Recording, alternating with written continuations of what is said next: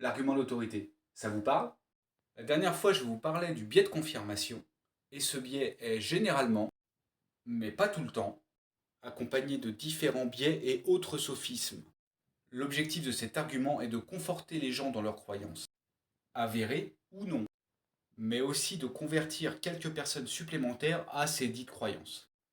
Dites-vous bien que les diplômes ne prémunissent pas du charlatanisme et que la bonne foi ne rend pas un incompétent compétent. En gros, l'argument d'autorité, c'est quand quelqu'un de compétent ou a priori compétent parle, on ne remet pas en cause ce qu'il dit. Même si ce spécialiste n'est pas un spécialiste de la discipline en question. Docteur, chercheur, agrégé, professeur, académicien. Parfois même, il suffit juste que la personne qui soit interviewée porte une blouse blanche, alors qu'elle n'est absolument pas médecin. Ça aussi, c'est un argument d'autorité. Ça donne l'impression que la personne sait de quoi elle parle. Un chercheur en neurosciences, par exemple, n'a pas assez de compétences en physique quantique pour que sa parole soit prise en compte. Et même si le professionnel est de la discipline en question, il faut toujours faire attention aux données, surtout si elles sont chiffrées.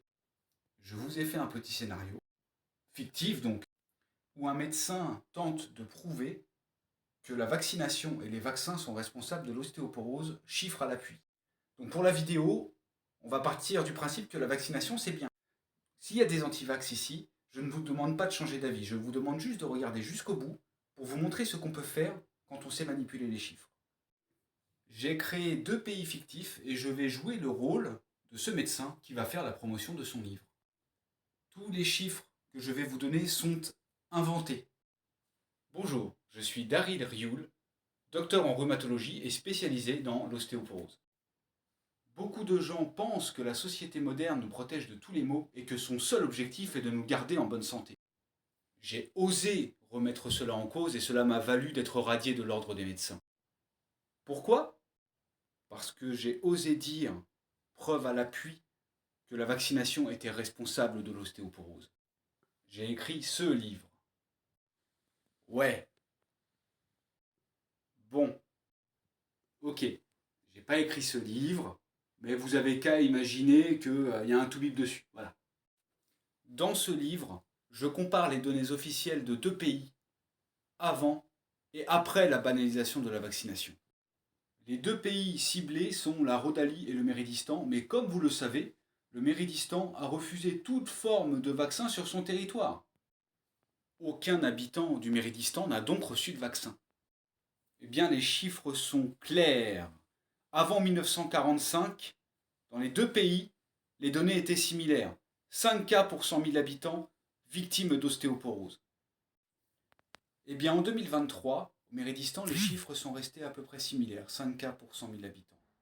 En Rhodanie, par contre, en 2023, nous sommes passés à 22 cas pour 100 000 habitants. Dans mon ouvrage, grâce à de nombreux fichiers déclassifiés et des documents qui ont fuité de grands laboratoires, j'ai réussi à prouver mes dires. Tous mes détracteurs, tous ces pseudo-médecins à la solde de Big Pharma ont réussi à me faire taire un temps. Mais grâce à la ténacité de certains, que je remercie encore, j'ai réussi à publier mon ouvrage et rétablir la vérité pour ceux qui veulent bien l'entendre. Les vaccins sont des poisons. Donc, de nouveau Peter est là. Clairement, l'objectif de ce médecin, c'est de vendre son livre. Il donne des chiffres, ces chiffres sont vrais, mais il y a ce qu'on appelle le facteur de confusion. Je vous conseille en parallèle une vidéo sur YouTube de Science Étonnante qui s'appelle le paradoxe de Simpson. Une donnée n'est pas analysée.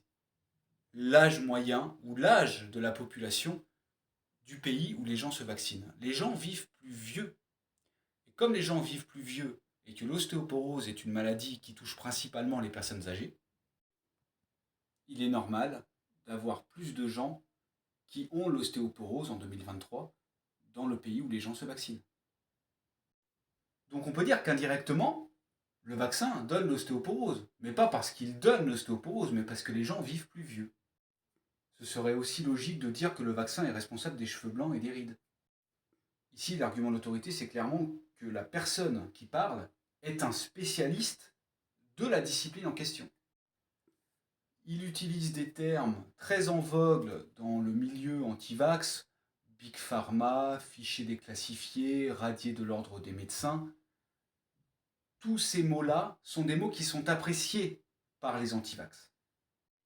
Ce médecin a deux objectifs: conforter les antivax dans leurs croyances et convaincre de nouvelles personnes que les vaccins sont nocifs. Salut!